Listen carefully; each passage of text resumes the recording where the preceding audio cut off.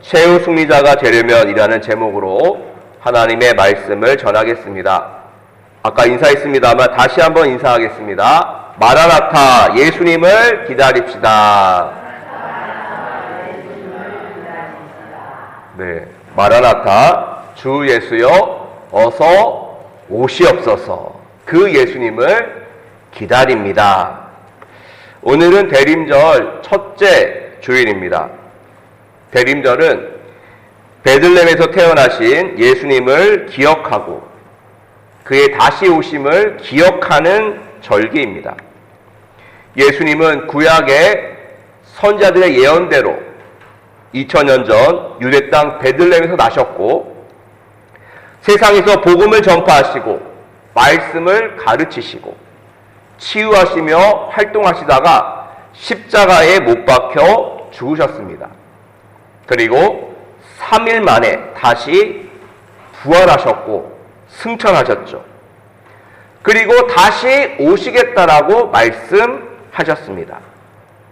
그래서 주님을 기다리는 모든 성도들은 마라나타, 주 예수여 어서 오시옵소서 이렇게 고백하며 주님을 기다리며 믿음을 지키고 있는 것이죠. 우리의 신앙생활을 한마디로 요약하자면 기다림이라고 할 수가 있습니다. 기다림. 기다리는 건 어떠신가요? 기다리는 것은 참 어렵고 힘듭니다. 우리가 살아가는 세상은 매우 급하고 조급하죠. 식당에서 주문을 하면 음식이 바로 나와야 하고요. 인터넷으로 물건을 주문하면 그 다음날 새벽에 배송해야 됩니다. 유튜브 영상도 마찬가지죠. 유튜브 영상도 길면 안 봐요. 한 1분, 30초, 10초 이런 숏폼이 유행입니다. 짧고 자극적인 내용, 그런 숏폼이 유행이죠. 모든 것이 너무나 빨리 급하게 진행됩니다. 그러다 보니 사람과의 관계도 피상적이에요. 일의 완성도도 많이 떨어지죠. 그저께 홍콩 타이포 아파트에 대형 화재가 발생하였습니다. 약 100명 이상이 사망하였고 200명 이상이 행방불명되었다고 합니다. 홍콩 역사상 최대 참사라고 하는 이번 사고의 원인으로 지목된 것이 대나무 비계, 보수공사할 때 대나무를 붙여놓더라고요. 그리고 담뱃불, 강풍, 막힌 진출입로, 울리지 않는 화재 경보기, 그리고 안전기준 미달된 자재, 이것이 홍콩 타이포 아파트 대형 화재의 원인이라고 그렇게 말하고 있습니다. 최대한 비용 절감하면서 빨리 보수공사를 하다가 이렇게 무서운 참사가 일어나고 말았던 것이죠. 빠른 게 항상 좋은 것만은 아닙니다. 느리더라도 안전하고 정확하고 확실하게 하는 것이 중요한 줄로 믿습니다. 믿음 생활 역시 마찬가지예요. 믿음의 열매도, 사역의 열매도 금방 나타나지 않습니다. 그럼 조급해지죠. 마음이 급해집니다. 그때 우리는요, 빠르게가 아니라 바르게 나아가야 됩니다. 빠르게가 아니라 어떻게 해요? 바른 길로 가야 되는 것이죠. 오늘 말씀에는 묵묵히 천천히 바른 길을 간 신앙의 사람들이 기록되어 있는데 함께 말씀을 보도록 하겠습니다. 오늘 다니엘 3장 말씀을 보면 다니엘의 세 친구가 나옵니다. 사드락과 메삭과 아벳느고가 나오죠. 이들은 바벨론의 포로로 끌려왔습니다. 이스라엘에서 끌려온 거예요. 나라가 망했기 때문에 저 먼 나라, 그때 당시 가장 큰 나라였던 바벨론의 포로로 끌려왔습니다. 포로였습니다만 젊고 지혜로웠기에 왕궁에서 일할 자로 뽑혔어요. 다니엘과 세 친구들은 그 포로인 중에서도 돋보였기에 그렇게 뽑혔던 것입니다. 그래도 어느 날 바벨론 왕 느부갓네살이 금신상을 세우죠. 그러면서 이렇게 명령을 내립니다. 3장 5절 말씀 보시면 너희는 나팔과 피리와 수금과 사면금과 양금과 생황과 및 모든 악기 소리를 들을 때에 뭐하라 그랬어요? 뭐하라? 엎드려 느부갓네살 왕이 세운 금신상에게 절하라 그런 거예요. 바벨론 왕 느부갓네살이 세운 금신상에게 모든 사람들이 다 절해야 한다. 만약에 절하지 않으면 맹렬히 타는 풀무불에 던져서 죽게 될 것이다. 이렇게 엄포를 내린 것이죠.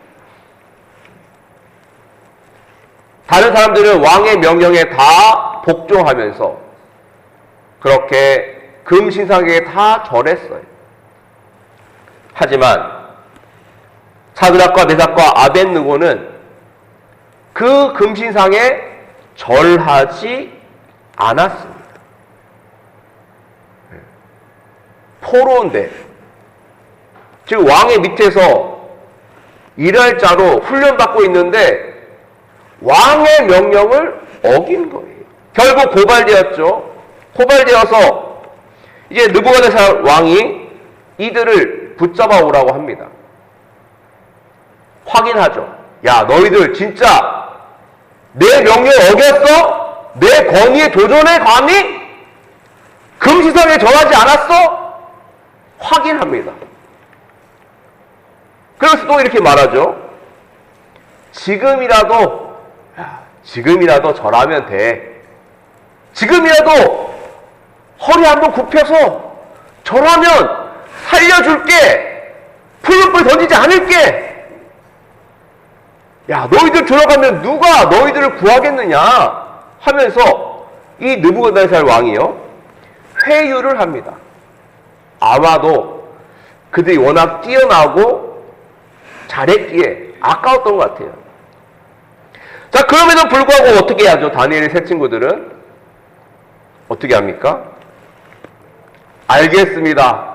지금이라도 절하겠습니다 하고 꾹뻑 절했나요? 아니요. 그들은 절하지 않았습니다. 이렇게 말하죠. 17절 18절 말씀 같이 읽겠습니다. 시작. 왕이여, 우리가 섬기는 하나님이 계시다면 우리를 맹렬히 타는 풀무불 가운데서 능히 건져내시겠고 왕의 손에서도 건져내시리이다. 그렇게 하지 아니하실지라도 왕이여, 우리가 왕의 신들을 섬기지도 아니하고 왕이 세우신 금신상에게 절하지도 아니할 줄을 아옵소서. 아멘. 사실 금신상에 절하기만 하면 목숨을 건질 수 있습니다. 또 느부갓네살 왕의 신임을 받아 높은 자리에 올라갈 수도 있고 부귀 영화를 누릴 수도 있었어요. 그런데 그들은 끝내 왕의 제안을 거부하고 금신상에게 절하지 않았습니다. 다니엘 세 친구들에게 중요한 것은 하나님이었습니다. 자기의 생명보다, 자신의 입신 양면, 부귀 영화보다 하나님이 더 귀했고 더 중요했고 하나님의 말씀이 더 중요하였기에 그들은 금신상에게 절하지 않았던 것이죠. 느부갓네살은요 화가 더 났어요.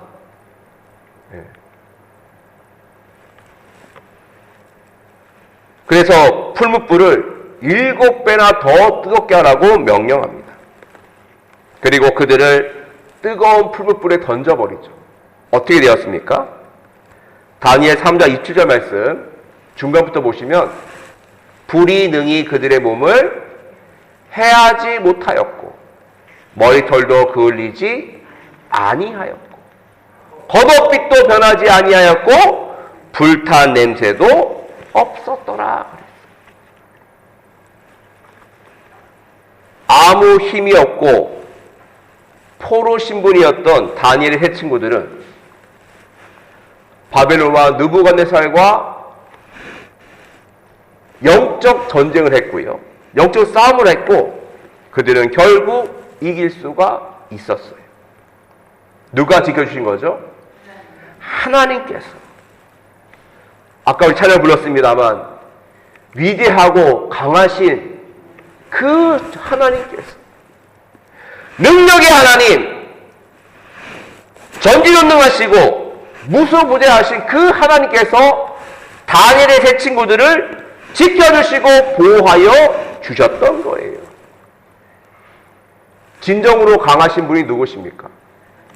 바벨론과 느부갓네살이 강한 것이 아니라 우리 하나님이 강하신 줄로 믿습니다.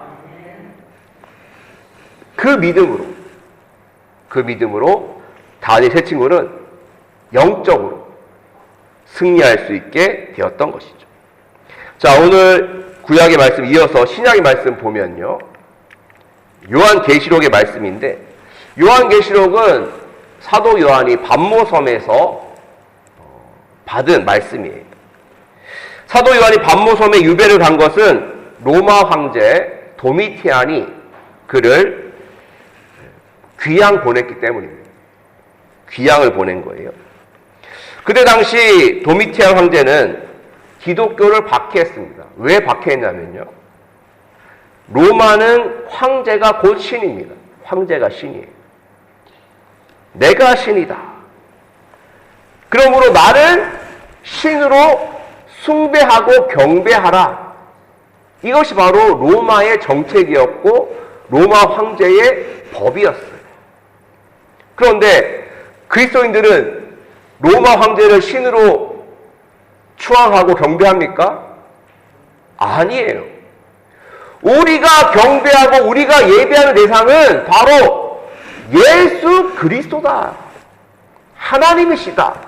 성령님이시다라고 하면서 그것을 거부했던 거예요. 그러니까 화가 난 도미티안 황제가 그리스도인들을 박해한 것이죠.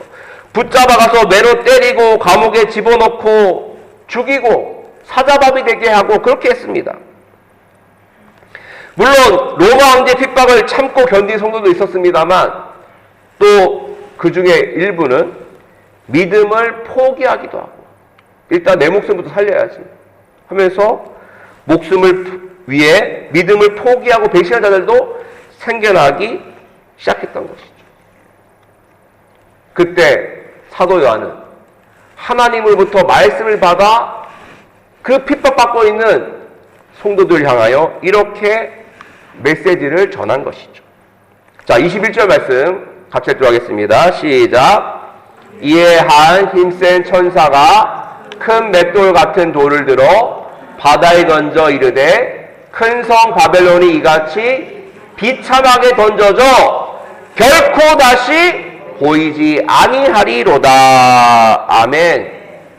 자, 여기서 사도 요한이 말하고 있는 큰 성 바벨론은 어디를 말하고 있냐면요, 바로 큰 성 바벨론은 로마 제국을 말하고 있어요. 로마 제국.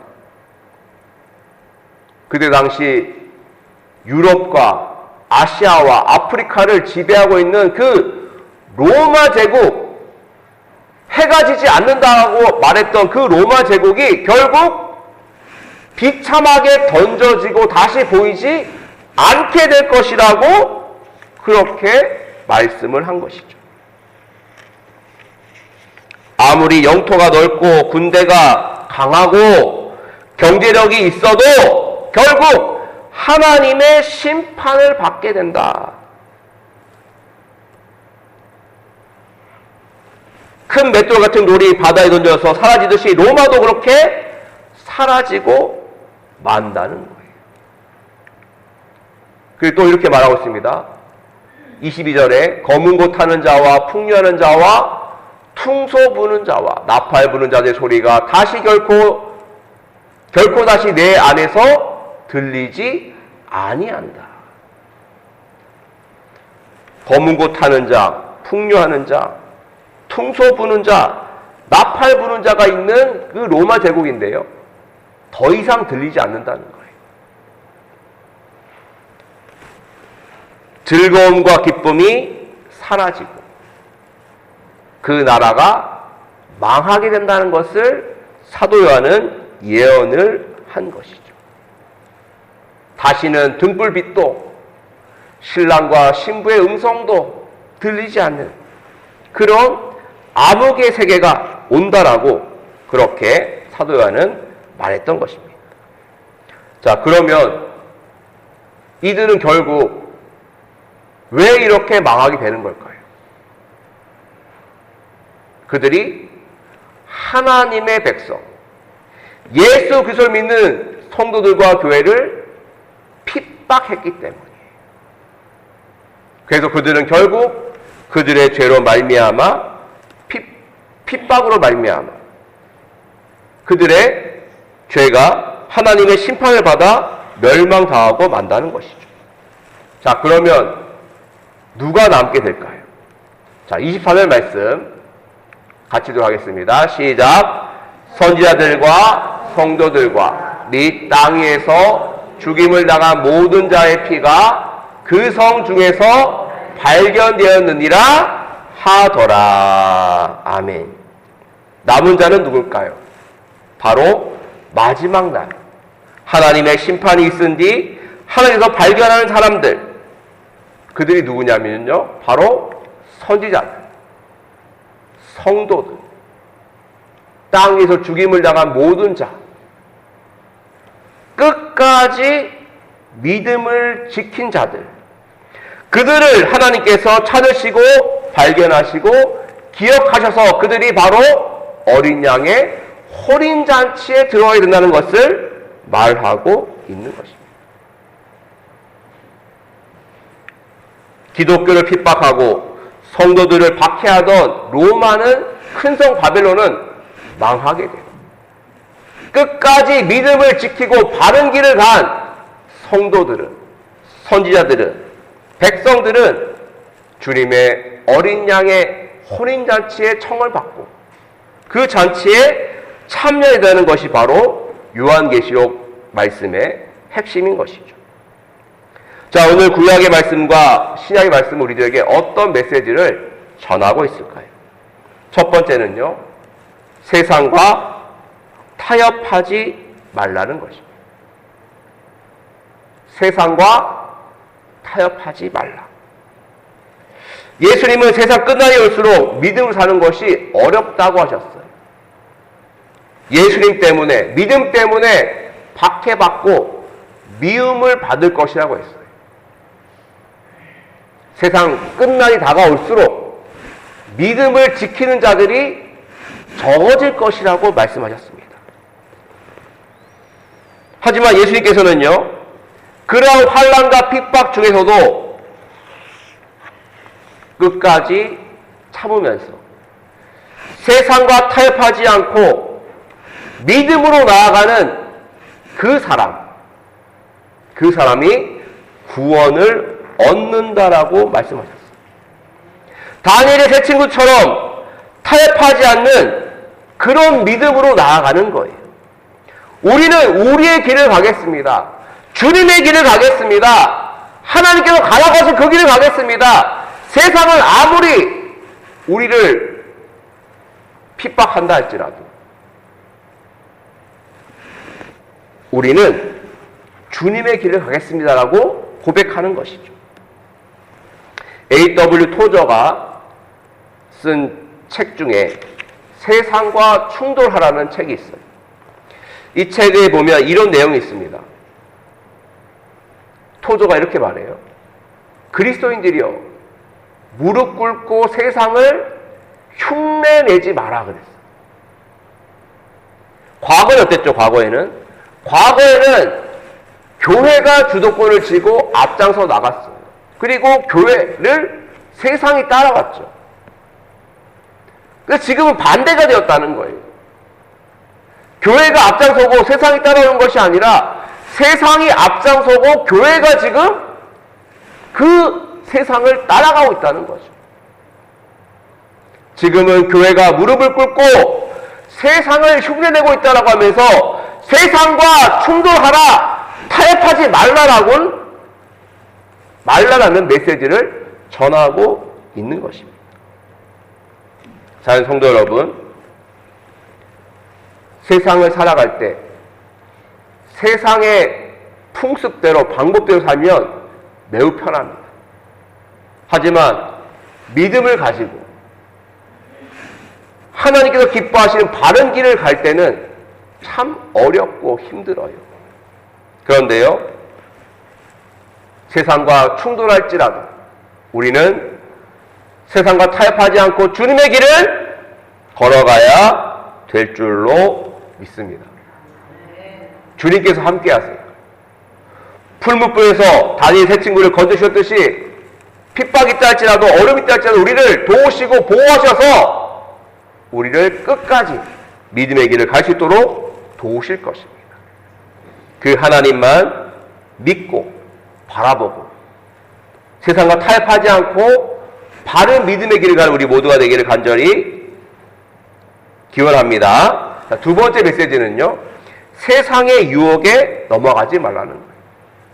느부갓네살 왕도 세 친구들을 유혹했죠. 야, 한 번만 절해. 그러면 살려줄게.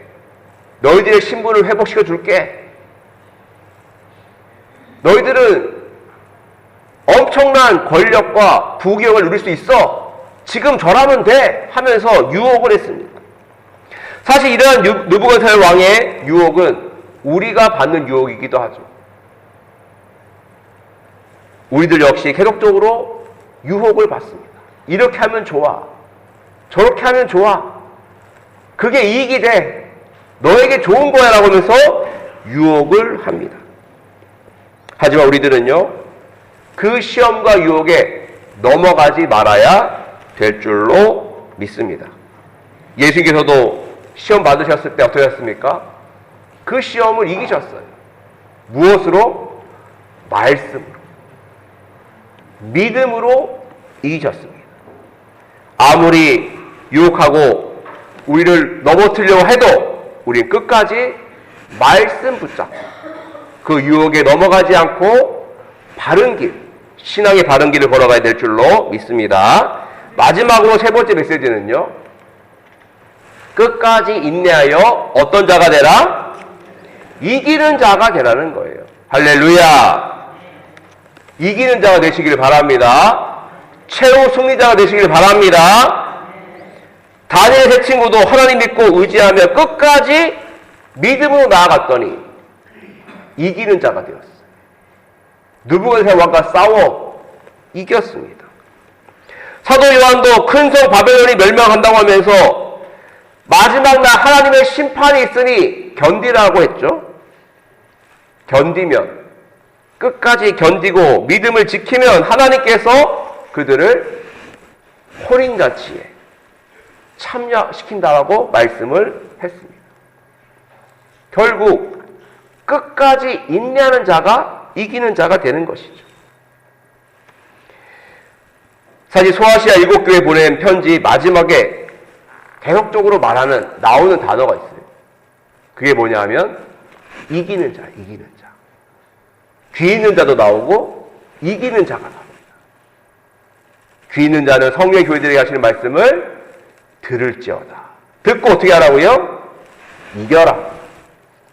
세상과 타협하지 말고 세상의 유혹에 넘어가지 말고 끝까지 인내하면서 믿음으로 영적으로 승리하는 사람, 이기는 자가 되라는 것이 바로 요한계시록의 메시지예요. 지는 자가 되지 마시고 이기는 자가 되시기를 바랍니다. 세상에서는 1등, 2등, 3등 있지 않습니까? 근데 하나님의 나라에서는요, 1등, 2등, 3등이 없어요. 너무 감사하게. 끝까지 완주만 하면 우리 모두 다 이기는 자, 최후 승리하는 자가 되는 것입니다. 마라톤으로 말하면 1등만 상 주는 게 아니라 2등, 3등만 상 주는 것이 아니라 끝까지 완주만 하면 하나님께서 생명의 면류관을 우리들에게 씌워 주실 줄로 믿습니다. 말씀을 맺겠습니다. 우리는 최후 승리자가 되어야 합니다. 이기는 자가 되어야 합니다. 세상과 타협하지 않고 세상 유혹에 또 사단의 유혹에 넘어가지 않고 끝까지 인내하면서 믿음의 길을 정직하게 꾸준히 바르게 가시기를 바랍니다. 꾸준한 자, 인내하는 자가 반드시 승리하게 되는 것입니다. 그러한 최후 승리자, 이기는 자가 되시기를 주님의 간절히 축원드립니다.